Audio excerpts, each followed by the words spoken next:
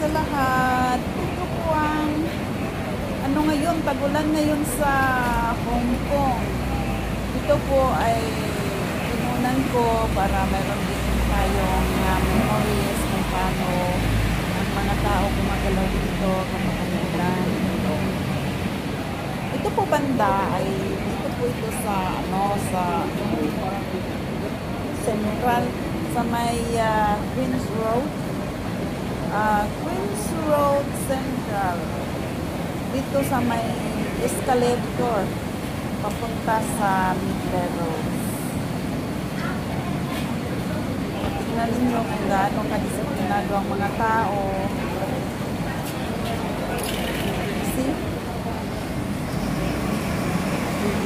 Wala akong hindi po yung yung pag walang bus, tatakbo, hindi. Kailangan maghintay talaga ng mga maghintay ng traffic light na mag-go. Otherwise, kung nahuli ka, magbabayad ka, malaki-laki ng mo dyan bayad 1.5.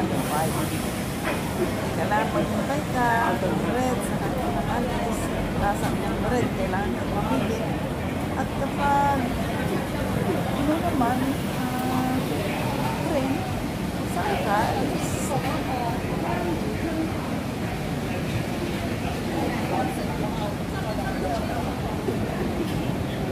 kahit umuulan, hindi nagmamadali yung mga tao. Makikita mo yung pagmamadali ng mga tao kapag hindi umuulan. Parang tumatakbo lang sila, no? Pero pag umuulan, ganyan, kasi may mga payo. Ito yung lugar saan dito kasi nakaharap ako ng Eastern Park. Dito ako mismo nakatayo sa mismo papunta ng escalator.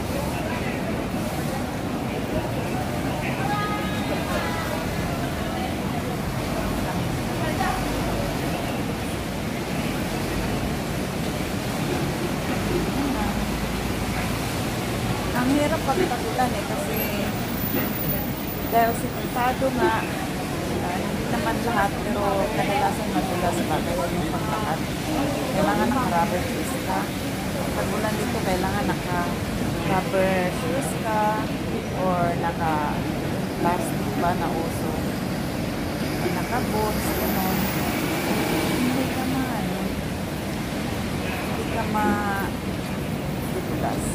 So, punta na tayo ng escalator, mga ito yung pangalawa pala, at pinakahabang second longest walkalator kasi maglalakad ka. Instead na maglakad ka, idadalhin ka na lang ng lator.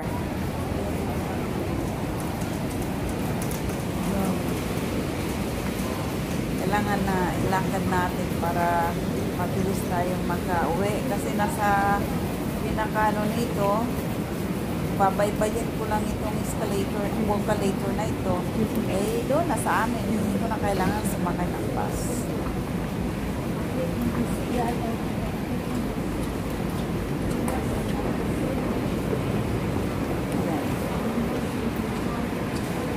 So, tingin tayo banda rin sa may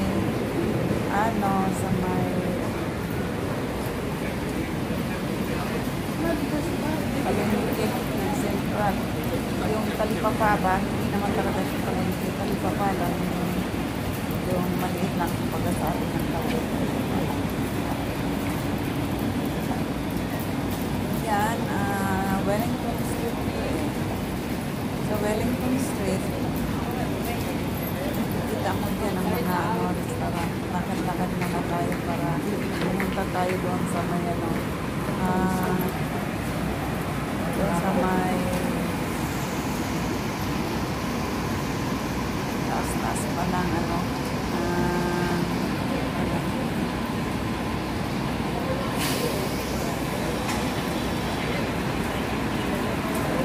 ganyan lang. Hindi traffic sa atin pag maulan, traffic,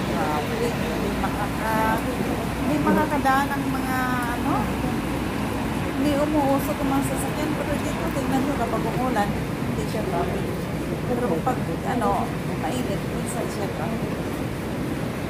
Kasi malilit na kasada lang ito eh. Pataas kasi itong mga idol. So, sasakay ka lang ng ganyan. Libre yan. Libre yan. Para hindi mapagod ang mga citizen umakyat. Ayan na lang. Ginawa na ng pangpatamad. Sasakay ka na lang ng Vocalator.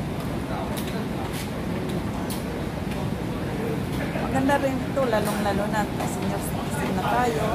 Ako pala, senior citizen na. So, maganda itong tulong. Hindi ka na mapagod. Maglakad man ako. At least na natutulungan ko ito ba ng Vocalator. Kaya yan. So, habang umandar yung Vocalator, naglalakad ka pa. Kaya, mabilis. Mabilis ka lang makarating. Dito nga sa kabila, tingin nga tayo kung traffic mo pa. Dito sa Merlion Street.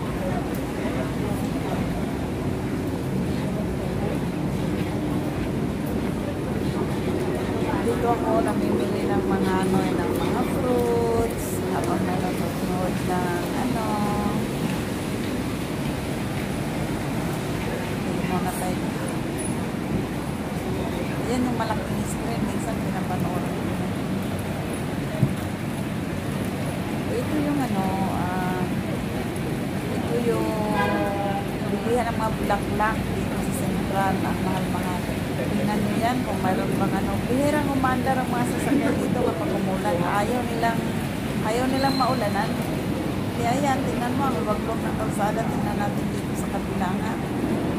Okay.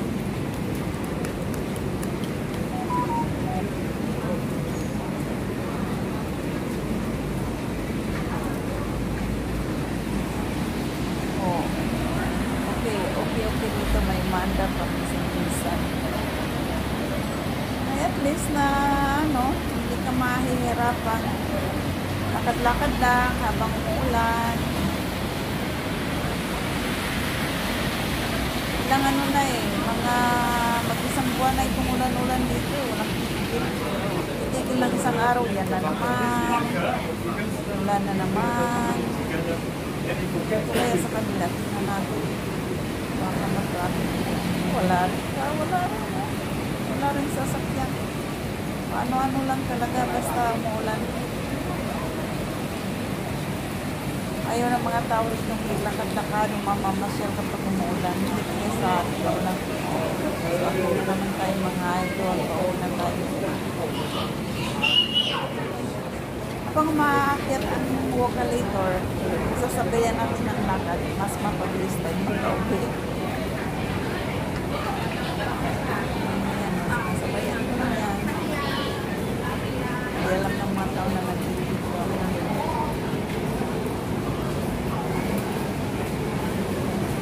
Maba na Vocalator, hanggang yan, hanggang doon sa pinakabundok. From Queens Road to Conduit Road.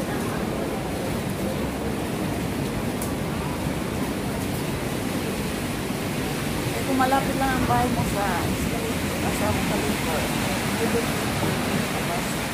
tingnan mo yan, Dati-rati, punong-puno ang sasakyan na yan kapag hindi umuulan. Pero ngayon, bibihira ang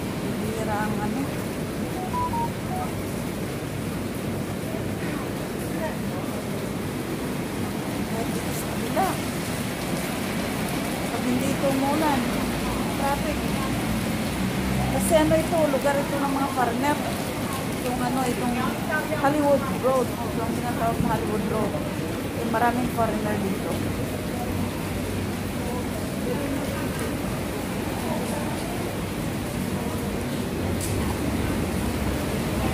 Ito ang kanilang bayan. Dito sila kumakain.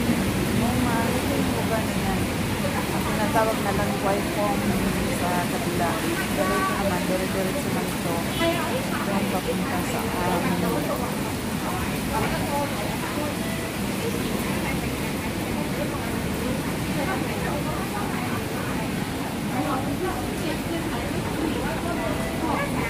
ito naman, kapag mayroon kang card na tinatawag na octopus, pag hitap mo lang yan dyan, -$2, halimbawa $6, $4 na lang ang masahe mo.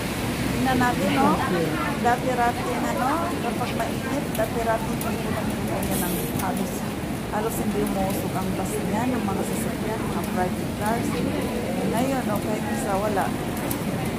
Swerte na lang siguro kung makakita tayo dito ng mga rainbow. Isa-isa, meron ka lang isa-isa. So, hindi kagaya ng magandang weather.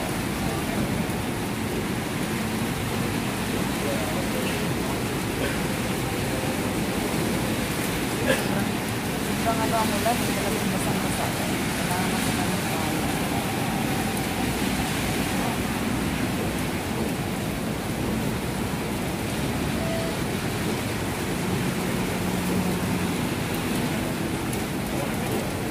Magkaroon ng kain dyan.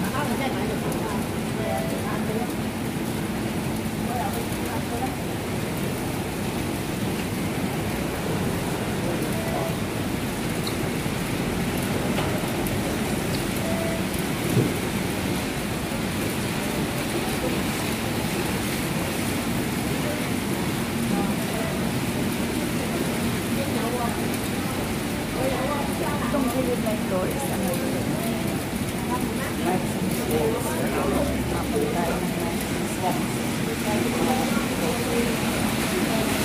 ito naman, yung gilid-gilid mo ito, kasalaman mo,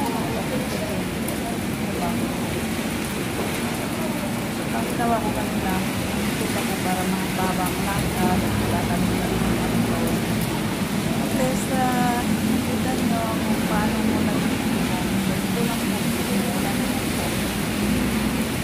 hindi ka maulanan kung talagang maglakad ka sa mga building. Kasi dito yung dikit ang mga building na mayroong mga bridges. Ako kanina simula doon sa Hollywood Road, nakita niyo, naka-bridge ako. Bridge. Ang kadawin ng bridge ay Bukalito. Kaya hindi ka mababasa. You don't need to use the umbrella.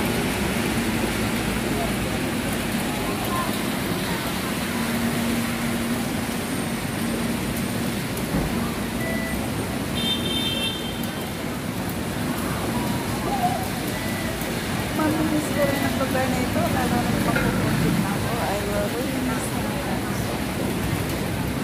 Alam mo, 28 years na ako ang house. Diba, sa kalahatan ng buhay. Pagka dito ako kumanda, 26, 25, pinakandito ako. Tapos, ngayon, I'm almost 63. 25 years old, habang akong dalaga dito. So, ayun, Lola na. Sige mga Lodi, magpapaalam na ako at sana i-subscribe na ako. Bye-bye.